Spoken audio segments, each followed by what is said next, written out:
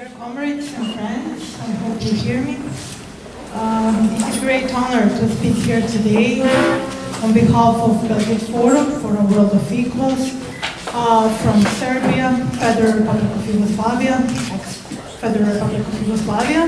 Let me first thank to the organizers, to the World Peace Council, to organize this very important and outstanding event, and to Intel, who are our hosts here in Belgium, for all activities that they have today and for activities from yesterday. It is hard to speak after all these great speeches, but I will try to be short and to highlight the role of NATO regarding my country, regarding Serbia, but as well as the whole Balkan region. The specific topic, yes, peace, no NATO, like some kind of mathematical principle, has been proved in Balkan, in Serbia, for last 20 years. I would like to focus my analysis here in our experience for two reasons. First one would be that we believe that the aggression of NATO against Federal Republic of Yugoslavia, against Serbia in 1999 was a defining moment of creating a new phase of so-called new humanitarian interventionism. The second reason would be that we also believe that NATO aggression against Serbia was a defining moment in creating Balkan as permanent instability region.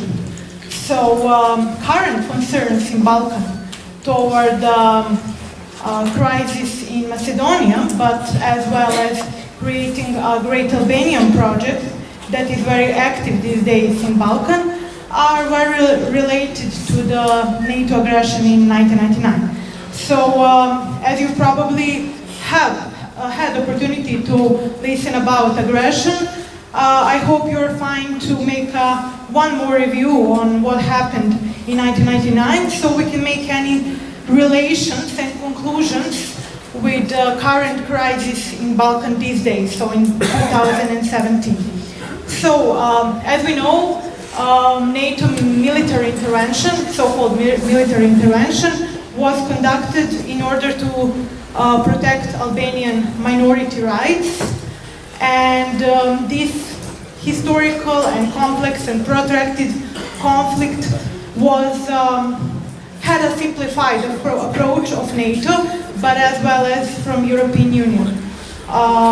It was explained like it was conducted in order to protect human rights, and NATO started the aggression for 78 days. Consider the fact that it was conducted without the permission of Security Council United Nations. It was proclaimed as illegal but legitimate. Under the pretext of protecting human rights of Albanians, NATO started with aggressive bombing of the whole territory of Serbia, including Serbian hospitals, schools, bridges, cultural monuments. The fact that intervention produced a larger humanitarian crisis after bombing started, the fact that the third of targets were civilians, and the fact that used weapons included cluster bombs and depleted uranium did not distort the legitimacy of this intervention. Through the period of aggression, NATO has killed around 2,050 people and around 12,500 wounded people. So this short review of NATO aggression shows us that there is no any human rights basis in this case, and regard its intentions, regard its consequences, and all of its aspects actually represents the true crime against peace and humanity. So this demands from us to make a question, so what were the really reason to conduct aggression? We can find the answer on this question these days in Balkan, but also we have to remind that after 1999, the aggressive policy was continued with political and diplomatic instruments. And what I would like to highlight is that the European Union had a bigger role in the period after 1999. The similar aims between NATO and European Union in the context of Balkan were met after 1999.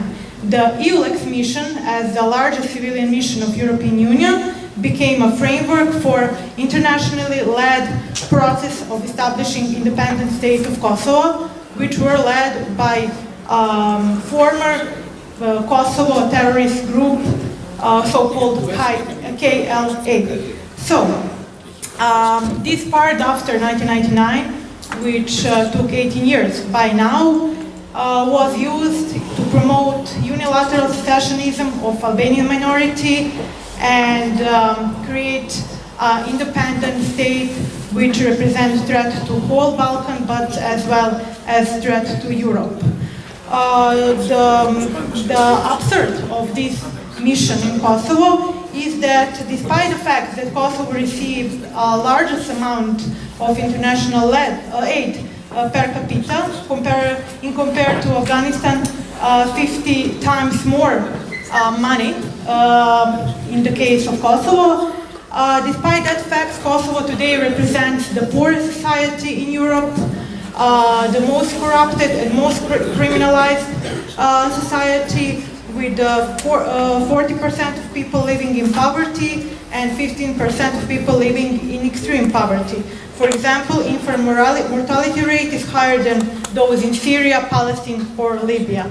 So we're not sure what was the purpose of putting all this money and all this effort from EULEX and from European Union and NATO if the reason of NATO aggression was to protect human rights. On the other hand, Serbs are mostly ethnically cleansed by Kosovo. We still have 250,000 refugees, and their property and cultural heritage is destroyed or taken from Albanian majority now in the province of Kosovo. So with all of these informations, we can say that Kosovo today represents in Balkan source of terrorism and extremism, and Kosovo terrorist groups are used today as a requirement center for terrorists for ISIS these days. So Kosovo drug mafia regime actually collaborates with European Union and NATO, and they are these days creating a new great Albanian state, which will be the new satellite state and new ally of NATO and European in Balkan. So current political crisis in Macedonia has to be understood as a part of that process. Actually, the supporting secession of Kosovo was a first step in creating a Great Albanian project. The second one are going on these days in Macedonia. The current crisis with failing to form government after more than 5 months from elections in Macedonia actually include ethnic dimension, and it includes demands of federalization of Macedonia. I will also give you and share with you information that current project of Great Albania has territorial pretensions toward Serbia, Montenegro, Macedonia and Greece. The percentage, in terms of percentage, this would be 22% of Serbian territory, 36% of Montenegro territory, 56%, so more than half of territory of Macedonia would include this country, and 11% of Greece territory. So this great project these days is very active, and it's not some kind of political propaganda. It is supported by NATO and European Union leaders. These days we can see people like William Walker, Bernard Kouchner, Madeleine Albright, who appear in media in Serbia to promote these projects as some kind of natural right for Albanians to have their great state in Balkans.